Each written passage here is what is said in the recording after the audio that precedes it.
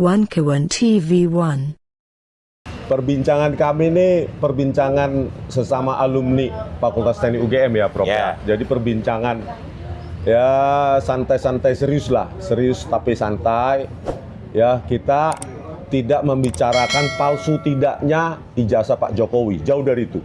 Ya, tetapi apa yang kita perbincangkan adalah apa sih kira-kira proses akademik yang dilampaui oleh mahasiswa di era tahun 80-an di UGM. Dan saya juga sudah mewawancarai, meskipun off air ya, mahasiswa yang di ITB tahun 80-an juga. Apakah sama ini? Apakah dulu memang sistem pendidikan nasional memang seperti itu? Yang berlaku di ITB juga berlaku di UGM. Nah, kita sekarang berjumpa dengan seorang narasumber ya yang lama ya, Prof ya. Sudah 2 bulan lebih, Prof ya. Ya. Kita komunikasi, tetapi jadwal kita wirawiri, jadi baru ketemu sekarang.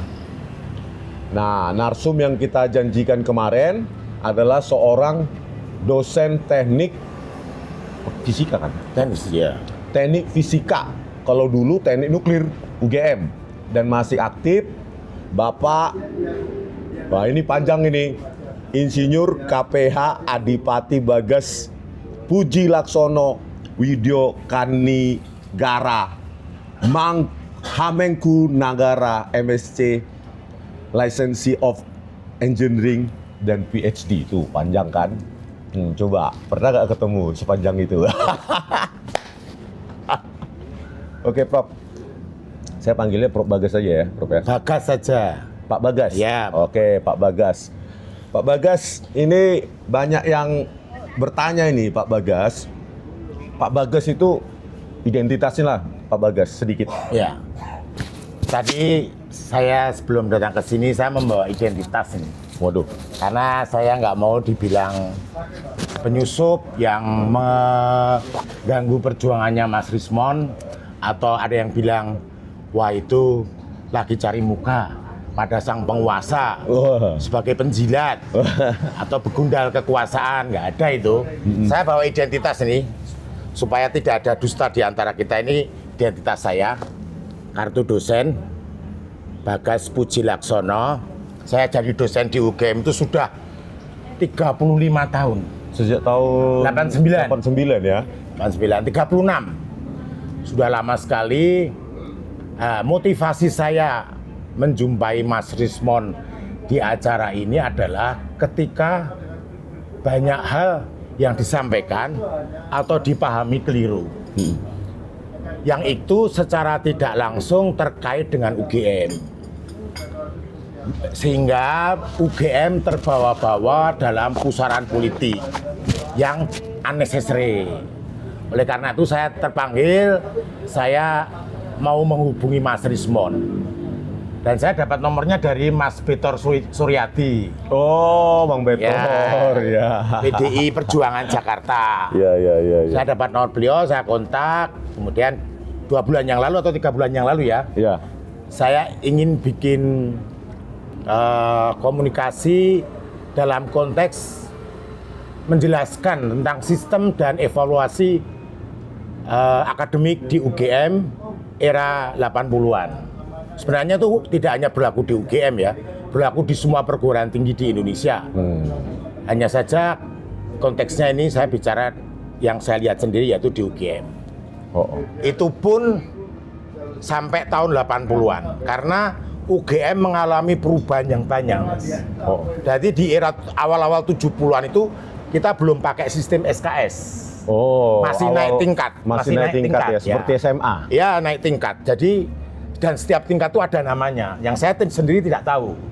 Sehingga saya menjelaskannya era 80-an ya sampai tahun 80 mundur dikit lah. Saya tahu, tapi kalau yang 70 sana saya nggak tahu.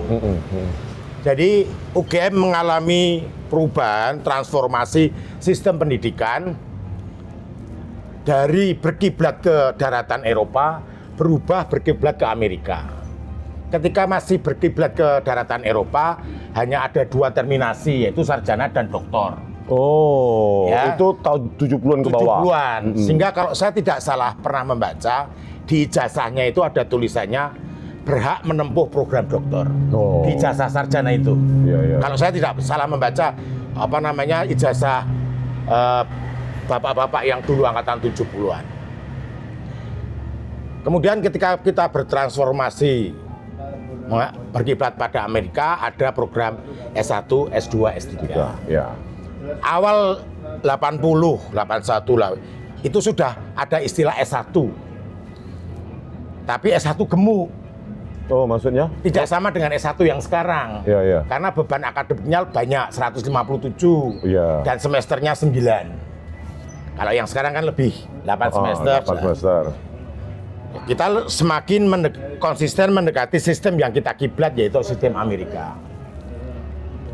Tahun 83 ke belakang, 83, 82, 81, itu ada sistem jenjang evaluasi sarjana muda di dalam sistem Jenjang evaluasi akademik ya, ya Prof. dalam sistem akademik mereka angkatan 83 ke belakang ada evaluasi sarjana muda. Iya. Jadi evaluasinya 2 tahun pertama sarjana muda dan sarjana. Jadi 3 kali evaluasi. Iya, 3 kali evaluasi sarjana. Sampai tahun berapa itu, Prof? Tahun secara resmi berlaku sampai angkatan 83. Sampai angkatan 83. Ya. Tetapi evaluasi sarjana muda terakhir itu tahun 86. 86, ya, 3 tahun berikutnya ya. Ya, 86. Tapi secara resmi sesuai dengan sistem akademik yang mereka diberlakukan ke mereka itu angkatan 83. Jadi angkatan 83 itu masih ada evaluasi sarjana muda. Sedang angkatan saya, angkatan 84, saya mahasiswa teknik nuklir, angkatan 1984, itu kurikulum dan sistem evaluasi sarjananya sudah berubah. Tidak ada lagi jenjang sarjana muda, tidak ada lagi.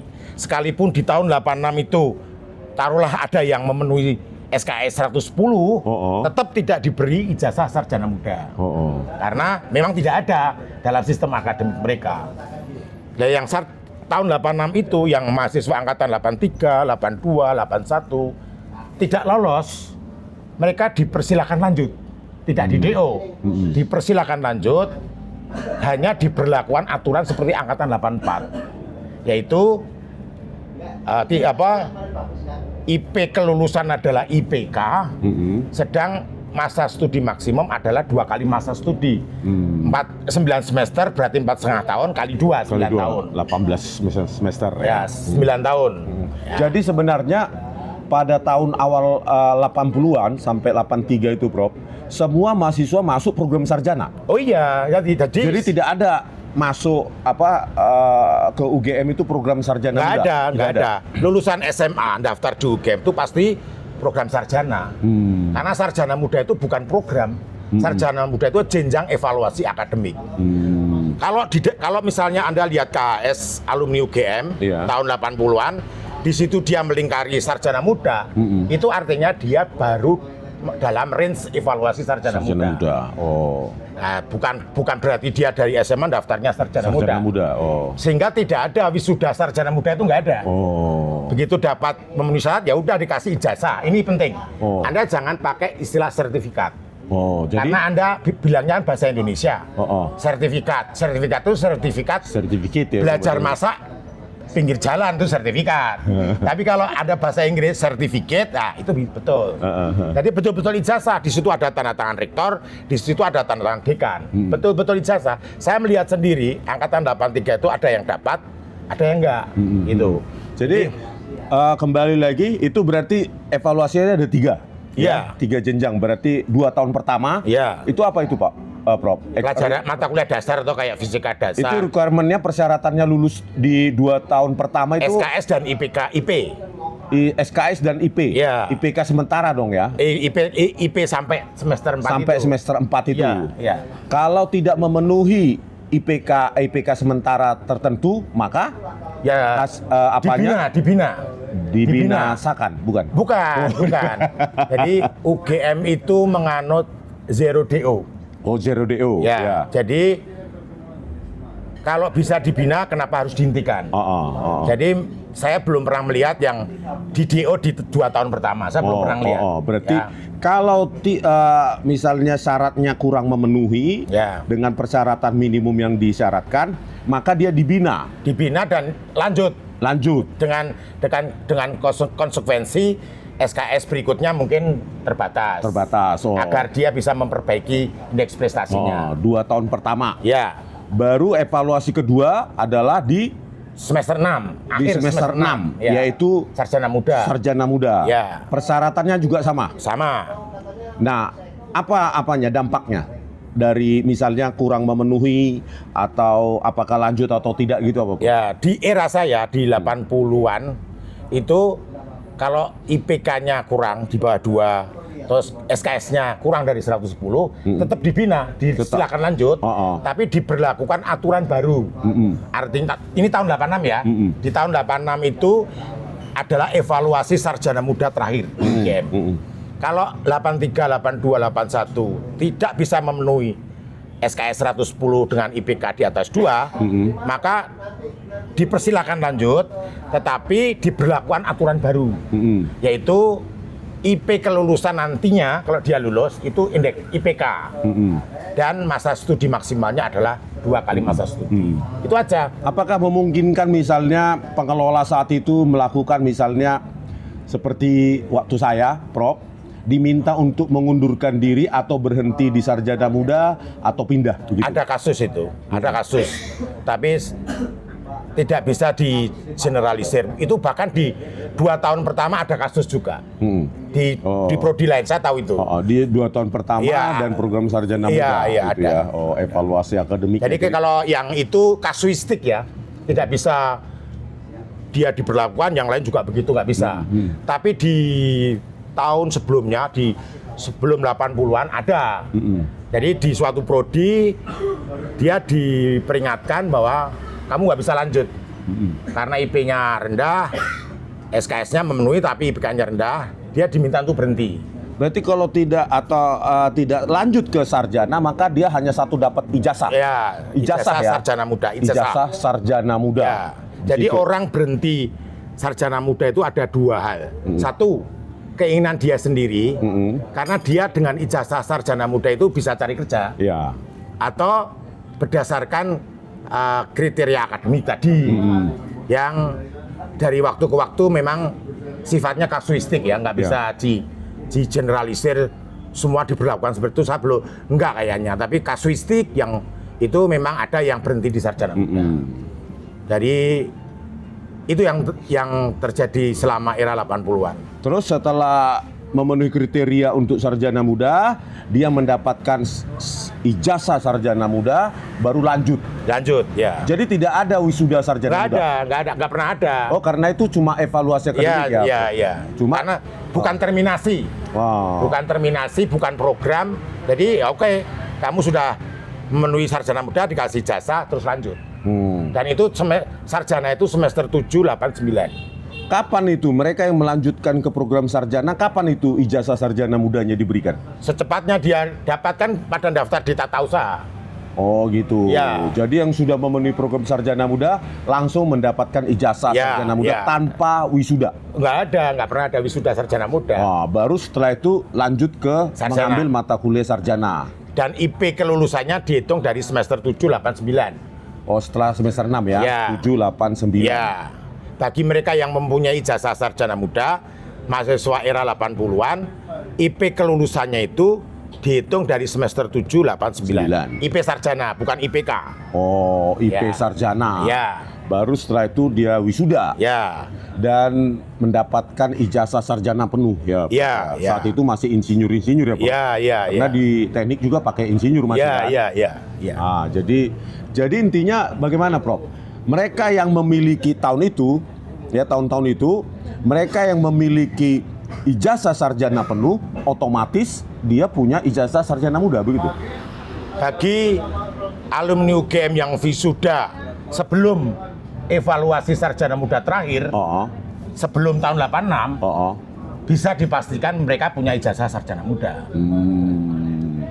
Karena mengalami evaluasi jenjang akademik tersebut ya? Iya, karena tahun 86 masih ada evaluasi sarjana muda.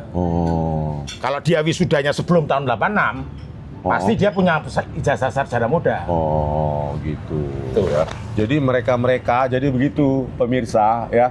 Kita tidak menggiring ke sana kemari, tetapi proses akademik yang sesungguhnya begitu ya. Iya, Prof? iya. Karena memang di komentar juga banyak yang bersaksi yang sama, Iya. memberikan kesaksian yang Iya. sama. Saya juga Pak Rismon, saya juga lulusan teknik UGM, ada juga yang berkomentar Iya. gitu, Iya. lulus tahun sekian dan punya program ijazah sarjana muda Iya. dan ijazah sarjana. Betul, Gitu ya, betul. Prof, ya. Jadi kalau saat itu berarti jarang yang melalui atau mengalami mekanisme drop out itu ya, Prof? Ya? Jarang sekali karena UGM menganut sistem zero DO. Bahkan ada yang, ya saya alami sendiri, teman satu angkatan saya datang ke saya pengen lulus. Kecuali memang mendeokan ya, Prof? Ya kecuali mendeokan, melarikan diri, terus nggak pernah ada kabar, ya itu jelas di DO, karena batas waktunya kan 9 tahun. Iya, Teman iya. satu angkatan saya sendiri datang ke saya, minta dibimbing skripsi, ada 2 kalau nggak salah pada waktu itu. Kemudian, ya ayo saya bimbing gitu. Terus dia nggak pernah kembali lagi, ya sudah. Akhirnya Akhirnya mekanisme DO berjalan ya. Saya pernah membimbing satu skripsi yang kalau saya melihat itu adik kelas saya, angkatan 87, itu cuci gudang kalau saya melihat. Jadi pas sidang itu, ini gimana? Ya memang nggak seperti yang lainnya gitu loh. Tapi ya udahlah, masa gara-gara skripsi 8 SKS, dulu skripsi 8 SKS Mas, zaman saya. Bukan 4 atau Dulu 6? 8 zaman saya. Oh. Kalau saya tidak salah ingat, iya 8. Apakah gara-gara SKS, 8 SKS, kemudian yang 100 lebih itu cuma-cuma ya. tidak dihargai. Oh. Udahlah, dengan IP segitu, kalau nggak salah dulu 2,2 tuh. Dengan IP segitu kan dia bisa kira swasta dan sebagainya. Akhirnya lulus. Nah, bagaimana dengan ini, Prof? Persyaratan skripsi dan KKN, apakah harus saat itu? Wajib? Ya saya contoh kasus diri saya sendiri ya Mas. Iya. Saya wisuda itu 19 November 88. Masuknya 84. Jadi saya 4,5 tahun pas. Iya. Ketika saya berangkat KKN awal September, saya sudah selesai dengan draft skripsi yang disetujui oleh pembimbing. Jadi di lembar pengesahan itu pembimbing 1, 2 tanda tangan. Itu Profesor Prayoto. Itu masih proposal ya? Sudah draft final draft. Tapi belum pengujian? Belum ujian. Jadi sudah final draft dari versi pembimbing. Iya. Pak Prayoto pembimbing pertama, Profesor Prayoto, beliau adalah Dekan FMI Pak UGM pada waktu itu, dan satunya Dr. Ismuntoyo, Kepala Reaktor Serpong. Nah, sudah, kemudian draft itu saya kumpulkan di jurusan teknik nuklir untuk dicarikan hari kapan saya ujian. Saya berangkat KKN.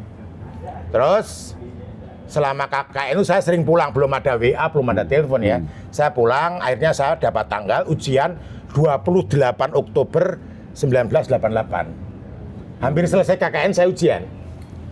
Kurang 2 hari ujian itu saya pulang dari KKN minta izin, saya ujian. Iya. Saya lulus kumlot pada waktu itu, saya kumlot. Terus agar yudisium bisa keluar, nilai KKN-nya gimana? Kan belum selesai. Iya. Kebijakan yang diambil kala itu adalah dikasih C sementara. Defaultnya dulu lah ya. Dikasih C, kemudian bisa ngurus yudisium keluar, ditempel, ada fotonya. Terus saya balik ke KKN. Selesai KKN awal November, nilai KKN yang sebenarnya keluar, nilai C tadi diganti A, karena saya dapat A. Jadi saya KKN di Desa Sidomulyo, Kecamatan Petanaan, Kabupaten Kebumen, Jawa Tengah. 2 bulan saya KKN. Jadi yang seperti itu terjadi, artinya belum ada nilainya, sementara dikasih nilai C. Kalau di teknik nuklir, ujian sidang sarjana itu, selain pembimbing adalah penguji.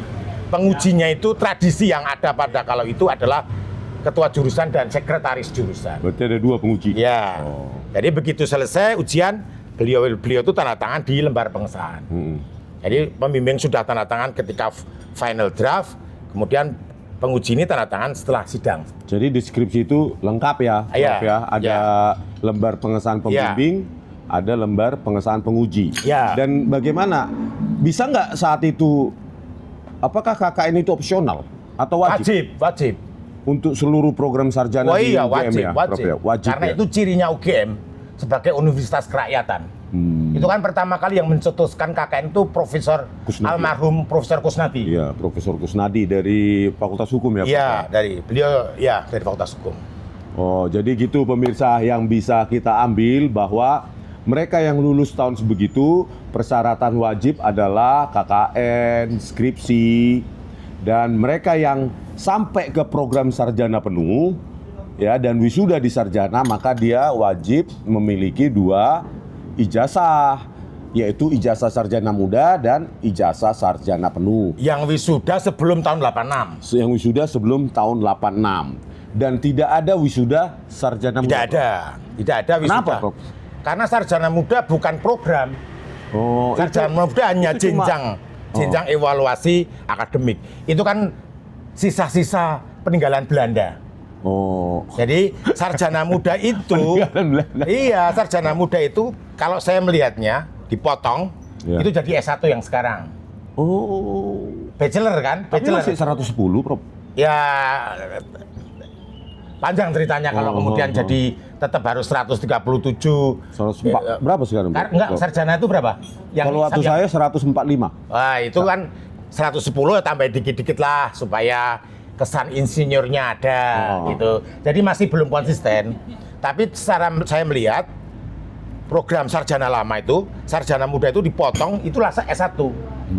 Kemudian sisanya dengan tambahan dikit itulah program master.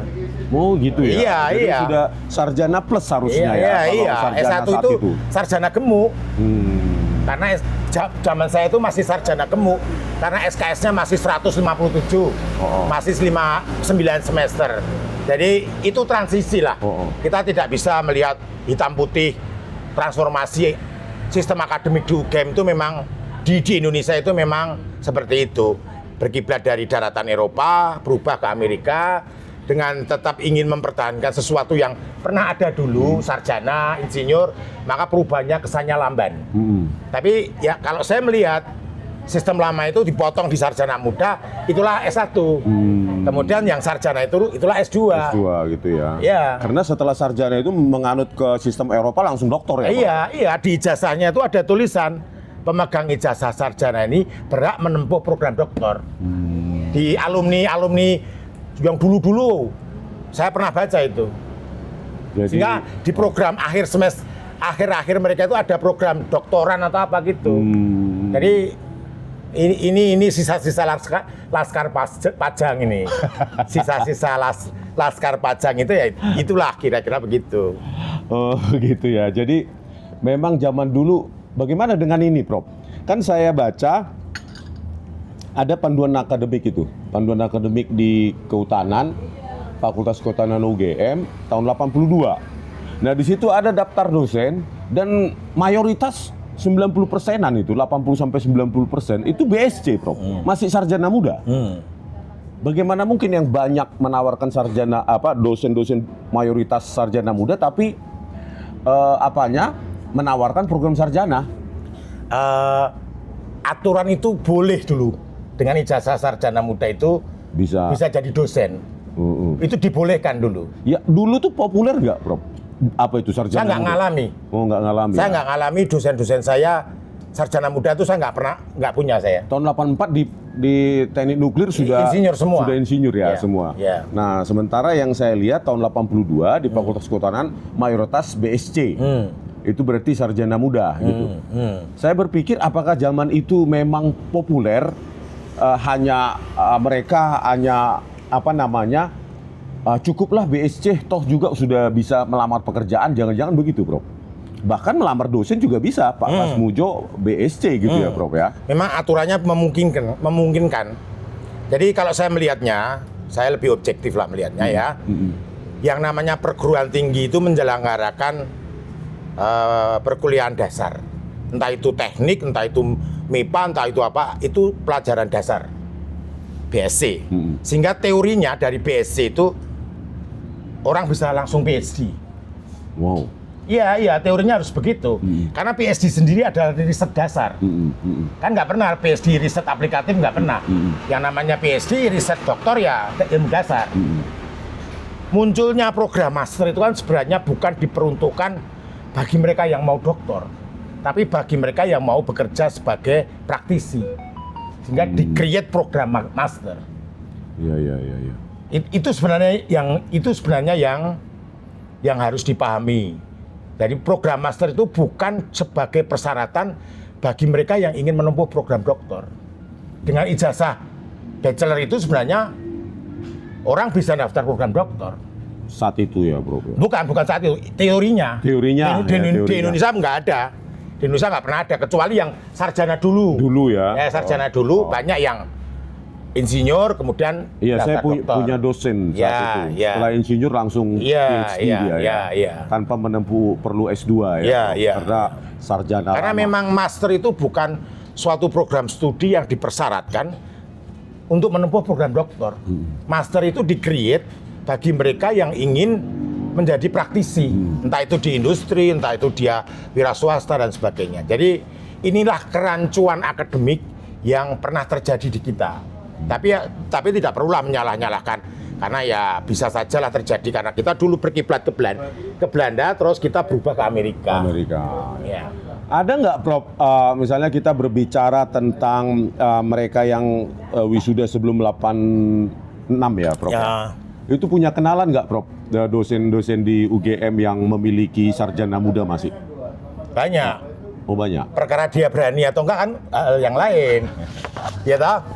Kan kemarin Anda di podcast Anda itu saya tersinggung itu. Kenapa, Prof? Saya sangat tersinggung. Kenapa? Anda cerita ke teman Anda ketika Anda diserang monyet itu, Anda bilang besok kita punya narasumber, tapi nggak tahu berani datang nggak. Saya datang gitu. Saya tersinggung gitu. Aduh, aku dibilang nggak berani. Beranilah, ngapain nggak berani gitu kan. Saya kan bicara akademik, saya nggak bicara. Bukan masalah merendahkan, Prof, karena kan resikonya tinggi. Setiap kehidupan kita kan itu ada lihat resiko. Dengan Profesor Sofyan Effendi kemarin, ya kan, Prof, gitu loh, Prof. Saya kenal baik dengan Pak Sofyan. Saya kenal baik. Hubungan saya dengan beliau pasang surut. Terutama ketika beliau jadi rektor, pasang. Oh, sedang dekat-dekatnya. Enggak, ketika beliau menjabat rektor, pasang saya. Saya kritik habis-habisan beliau. Tapi setelah selesai, surut akhirnya kembali egaliter berteman lagi. Jadi saya akui dengan beliau saya pasang surut. Tapi selama ini objektif. Jadi tidak ada, saya berusaha semaksimal mungkin tidak pernah membawa urusan pribadi masuk di dalam suatu frame institusi. Iya. Karena mental saya nggak begitu. Artinya saya kalau urusan pribadi ya keluar sana diajak kelahi gitu loh. Kalau itu urusan pribadi. Kalau institusi dibawa pribadi, kacau nih institusi. Karena akhirnya penilaiannya bukan lagi performa dan kinerja, tetapi like and dislike, gitu kan? Ini yang terjadi. Gitu jadi loh. kenalan Prof yang memiliki sarjana muda ini banyak dan belum tentu mau ya, Prof, ya, menunjukkan. Saya yakin nggak berani. Kan bisa dibujuk nggak, Prof? Sebentar, saya cerita. Orang menjadi sesuatu adalah sebuah pilihan. Idealisme adalah sebuah integritas yang dalam menjaga sebuah konsistensi akademik.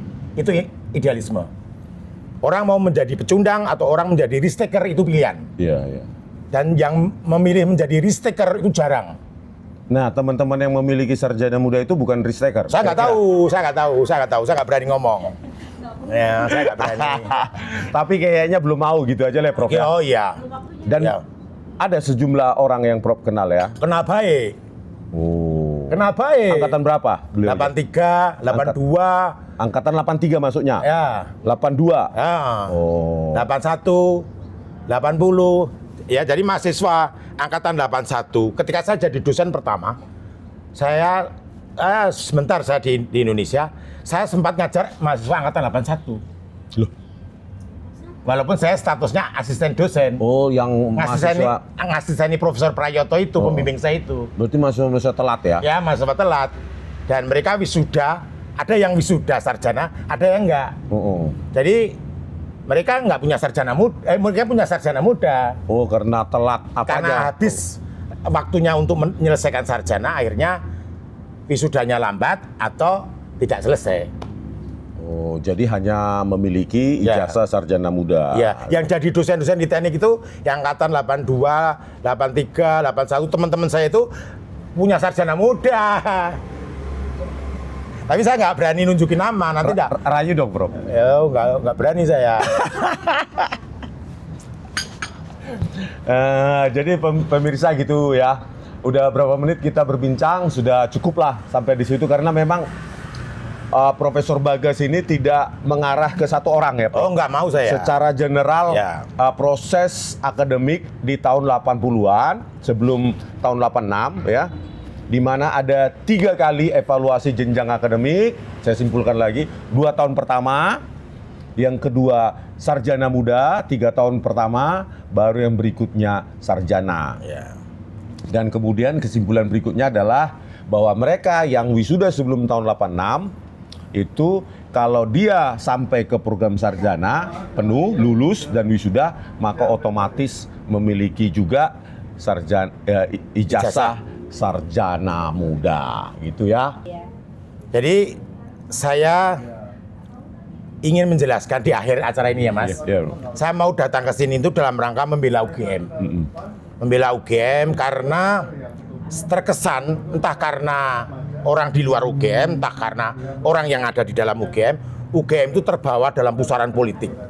Sebenarnya kasus-kasus yang berkembang saat ini bukan urusannya UGM, ya kan? Iya. Itu urusannya orang itu. Tapi kenapa UGM diseret-seret dan sebagainya? Saya ingin ini jangan terjadi terhadap UGM gitu, karena UGM nggak bertanggung jawab dengan apa yang sudah terjadi pasca wisuda, itu bukan tanggung jawab UGM lagi gitu loh. Karena semua yang berkas asli itu sudah dibawa yang wisudawan gitu lah. UGM hanya punya arsip yang bentuknya fotokopi pada waktu itu. Kalau yang sekarang sudah digital ya. Kalau pada waktu itu wujudnya fotokopi. Ada satu yang ingin saya luruskan yang sifatnya minor, tidak terlalu prinsip ya. Ketika orang legalisir ijazah ke fakultas, kalau saya ke fakultas teknik legalisir, jumlahnya berapa? Bebas. Untuk apa? Bebas. Gitu. Nggak ada kok legalisir ijazah untuk apa? Nggak ada itu pertanyaan seperti itu. Iya. Itu surat kelakuan baik. Kalau surat kelakuan baik ditanya, untuk apa ini? Gitu. Kalau legalisir nggak ada. Dicap gitu, ada tanggalnya. Tanggal legalisirnya harus ada tanggalnya. Tidak kosong. Peruntukannya nggak perlu. Nggak perlu. Jadi Tetapi ditunjukkan nggak ijazah aslinya? Harusnya. Ditinggal. Ijazah aslinya ditinggal bersama fotokopi itu. Nah, di fotokopi itu dicap, sudah dicek sesuai aslinya. Ada tanggalnya, cap-capan itu kemudian ditulis tangan gitu. Kan tanggalnya beda-beda ya. Ditulis tangan.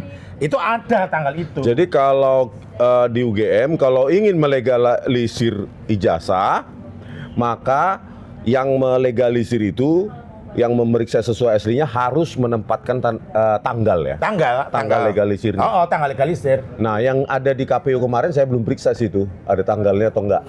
Harus ada tanggalnya, kemudian yang tanda tangan wakil dekan atau apa saya lupa, atau mungkin dekan, dan berapa jumlahnya di era saya ya. Di era saya bebas mau fotokopian 10 atau 20 bebas gitu. Nggak ditanyakan untuk apa ya, Prof? Nggak, Pak, ditanyakan. Jadi sekarang dipakai untuk daftar lurah misalnya, besok mau dipakai untuk daftar wali kota misalnya, bebas, nggak ada batasan. Iya, nggak ada urusannya dengan UGM. Nggak ada urusan. Ya. Oke, pemirsa, gitu dulu ya. Ijazah berkacamata, Prof. Oh iya. Itu penting itu, Prof. Ya. Ijazah di era saya itu dibolehkan pakai kacamata. Saya pakai kacamata di ijazah. Wisuda tahun 88. 19 November 88. Saya tanya ke Tata Usaha Teknik Nuklir, saya tanya, boleh pakai kacamata nggak, Mbak? Boleh. Terutama bagi mereka yang kacamata itu identitas. Seperti saya pakai kacamata sejak kecil. Kalau saya nggak pakai. Maksudnya identitas itu lifestyle, Bro? Bukan. Itu melekat pada diri orang itu. Sejak kecil saya pakai kacamata. Tetapi kalau dilarang ya saya lepas. Pas SMA dilarang, saya lepas. Tetapi pas di teknik nuklir saya tanya, boleh nggak pakai kacamata? Boleh. Dan yang pakai kacamata bukan hanya saya. Di fakultas lain juga banyak yang pakai kacamata. Jadi tahun-tahun itu yang saya tahu persis pas saya wisuda 19 November 88 pakai kacamata itu dibolehkan.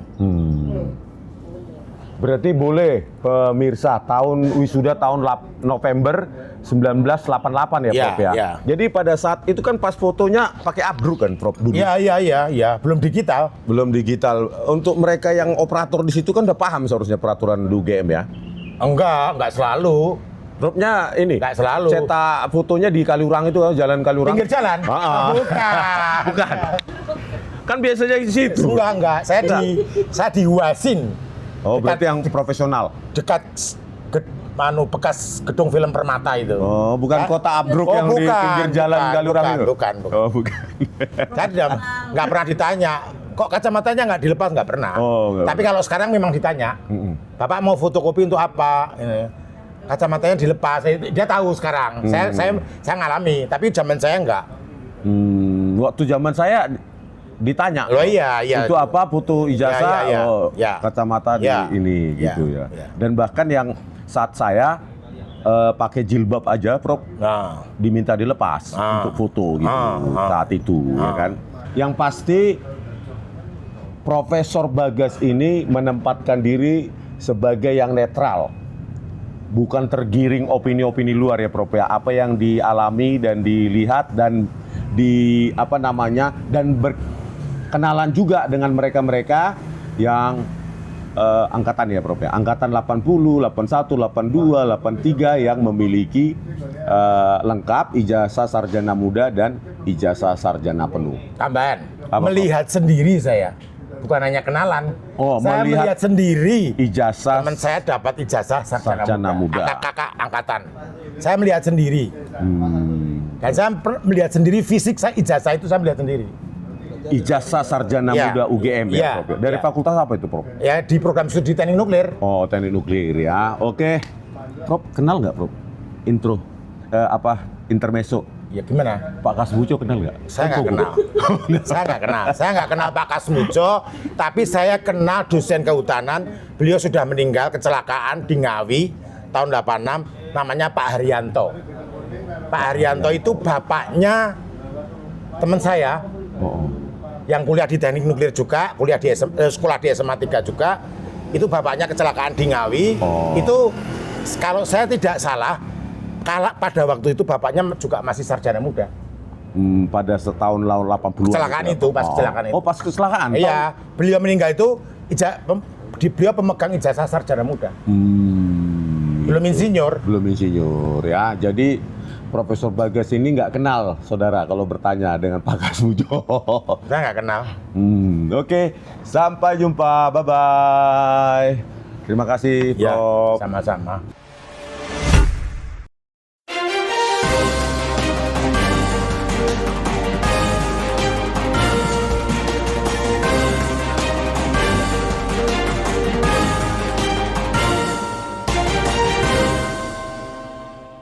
One Kawan TV 1